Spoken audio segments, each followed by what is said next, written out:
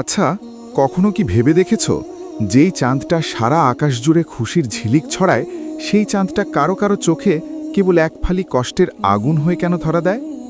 যে আনন্দ সবার দুয়ারে কড়া নাড়ে, সেই আনন্দ কেন কারো কারো হৃদয়ে কেবল একরা শূন্যতা আর হাহাকার ছাড়া আর কিছুই দিতে পারে না? আজ ঈদের সকাল, চারদিকে খুশির জোয়ার, বাতাসের প্রতিটি কণা যেন আজ আতরের সুঘ্রাণে মাতোয়ারা। মা খুব ভোরে উঠে সেমাই রান্না করেছেন, ঘরের কোণে কোণে খুশির একটা চঞ্চলতা কাজ করছে। ছোট বোনটা নতুন জামা পরে আয়নার সামনে বারবার নিজেকে দেখছে। বাবার কণ্ঠস্বর ভেসে আসছে পাশের ঘর থেকে, তিনি সফেদ পাঞ্জাবিটা পরে তৈরি হচ্ছেন। কিন্তু আমার ভেতরে আজ কোথাও কোনো সুর নেই। জানালার পাশে দাঁড়িয়ে যখন পূব আকাশের দিকে তাকাই, তখন মনের গহীনে একটা কাঁটা বিঁধতে থাকে। আজ তো আমার খুশির দিন হওয়ার কথা ছিল, আজ তো আমার হাসার কথা ছিল, কিন্তু আমার হাত দুটো আজ বড্ড ভারী লাগছে। পকেটে রাখা নতুন রুমালটা যেন এক বোঝা হয়ে দাঁড়িয়েছে।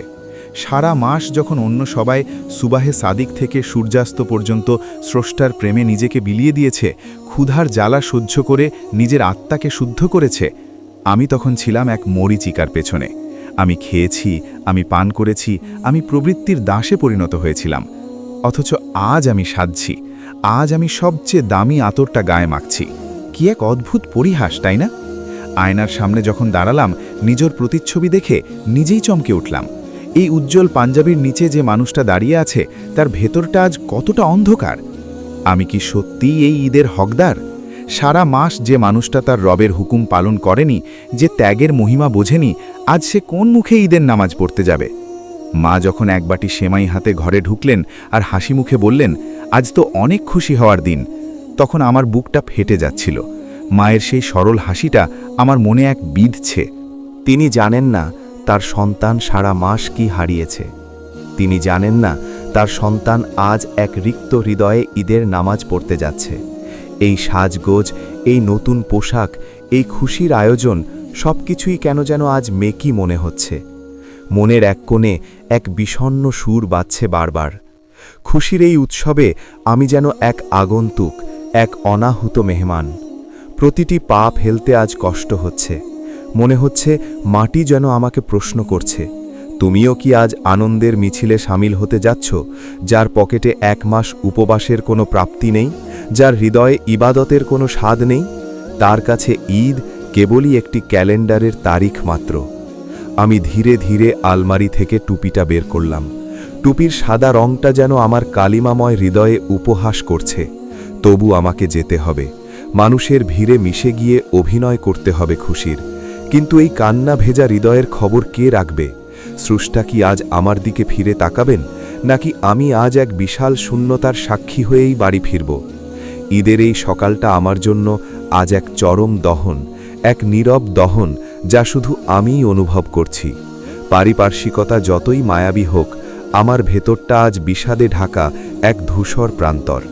পাঞ্জাবির হাতাটা ঠিক করতে করতে যখন ঘর থেকে বেরোলাম, তখন পা দুটো যেন অবশ হয়ে আসছিল। গলির মোড়ে মোড়ে মানুষের ভিড়, ছোট ছোট বাচ্চারা রং বেরঙের পোশাকে ছোটাছুটি করছে। কারো হাতে বেলুন, কারো চোখে রঙিন চশমা, সবার চোখমুখে এক স্বর্গীয় তৃপ্তি। আমি মাথা নিচু করে হাঁটছি। চেনা পরিচিত অনেক মানুষের সাথে দেখা হচ্ছে। তারা হাসি মুখে ঈদ মোবারক বলছে। আমি প্রতি উত্তরে হাসছি, কিন্তু সেই হাসিতে কোনো প্রাণ নেই।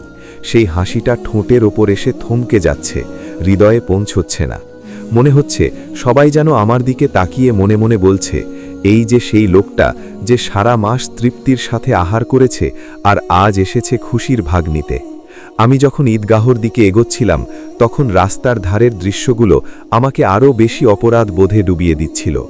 দেখলাম এক বৃদ্ধ মানুষ, জীর্ণ পাঞ্জাবি পরা, কিন্তু তার মুখে এক অপার্থিব নূর। তিনি ধীর পায়ে লাঠিতে ভর দিয়ে ঈদগাহর দিকে যাচ্ছেন। আমি জানি তিনি সারা মাস রোজা রেখেছেন। রোদে পুড়ে কষ্টে থেকেও তিনি তার রবের ইবাদতে ফাঁকি দেননি। তার সেই জরাজীর্ণ পোশাকের আড়ালে যে প্রশান্তি লুকিয়ে আছে, আমার এই 1000 টাকার পাঞ্জাবির নিচে তার এক বিন্দুও নেই। আজ আমার এই দীর্ঘ পথ চলা যেন এক কঠিন বিচার। প্রতিটা পদক্ষেপ আমাকে মনে করিয়ে দিচ্ছে আমার অবহেলার কথা। যখন সবাই মিলে ঈদগাহর গেট দিয়ে ঢুকছি, তখন এক মুহূর্তের জন্যে মনে হলো এখান থেকে পালিয়ে যাই। এমন একটা জায়গায় কি আমি মানানসই, যেখানে সবাই এসেছে তাদের 1 মাসের কঠোর পরিশ্রমের পুরস্কার নিতে? সেখানে আমি এসেছি এক নিঃস্ব ভিখারির মতো। মানুষ সাধারণত উপহারের আশায় থাকে যখন সে কোনো কাজ সম্পন্ন করে, কিন্তু আমি তো কোনো কাজই করিনি। আমি তো অবহেলায় সময় কাটিয়েছি, ঘুমিয়ে থেকেছি নামাজের সময়গুলোতে, লোকচক্ষুর অন্তরালে দিব্যি আহার করেছি।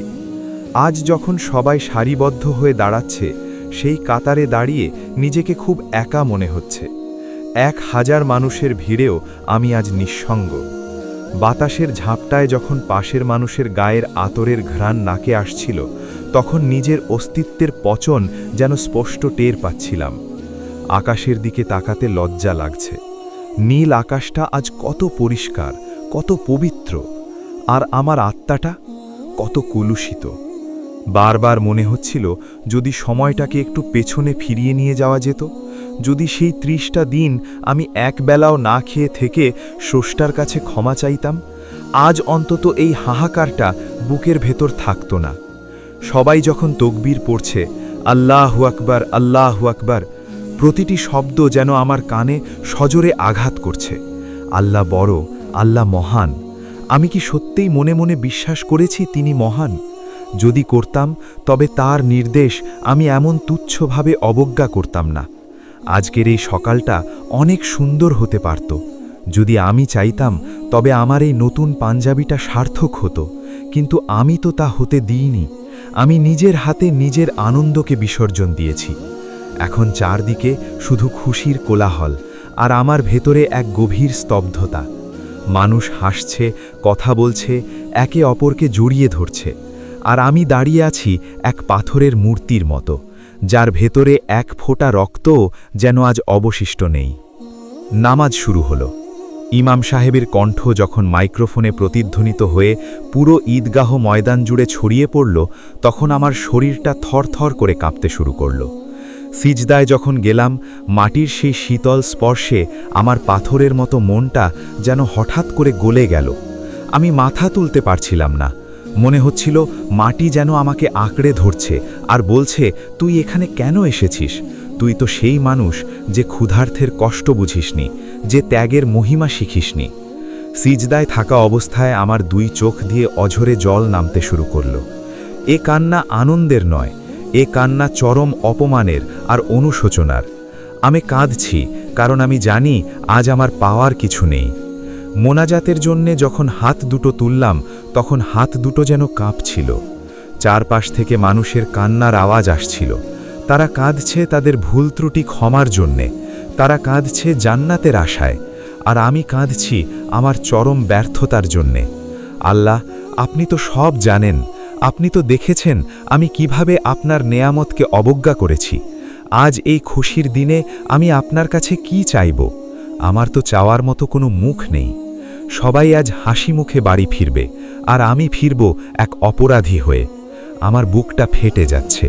কেন আমি এমন করলাম? সামান্য একটু আরামের জন্যে কেন আমি আমার আত্মাকে বিক্রি করে দিলাম? আজ আমার কাছে কোনো ঈদ নেই। এই জামা কাপড়, এই সাজগোজ সব আজ বিষ। ঈদগাহ থেকে যখন মানুষ কোলাকুলি করছে, আমি তখন এক পাশে দাঁড়িয়ে চোখের জল মুছছি। কেউ ভাবছে আমি বুঝি আবেগে কাঁদছি, কিন্তু কেউ জানে না এই কান্নার পেছনে কত বড় আক্ষেপ লুকিয়ে আছে।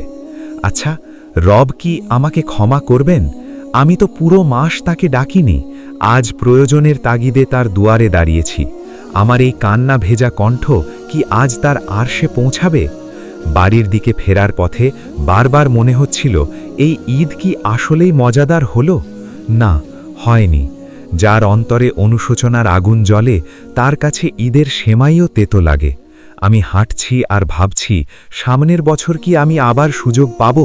আবার কি সেই রহমতের মাস আসবে? যদি আসে, তবে কি আমি পারবো নিজেকে বদলে ফেলতে?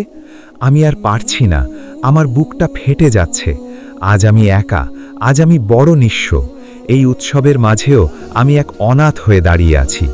দয়া করে আমাকে ক্ষমা করে দিন। আমাকে আবার আপনার পথে ফিরিয়ে নিন। আজকের এই ঈদ আমার জন্যে এক বড় শিক্ষা হয়ে থাকলো। যে শিক্ষা আমাকে প্রতি মুহূর্তে মনে করিয়ে দেবে রোজাহীন ঈদের নামাজ শুধু এক শূন্যতারই হাহাকার। আমাকে মাফ করে দিন, ওগো আমার রব, আমাকে মাফ করে দিন।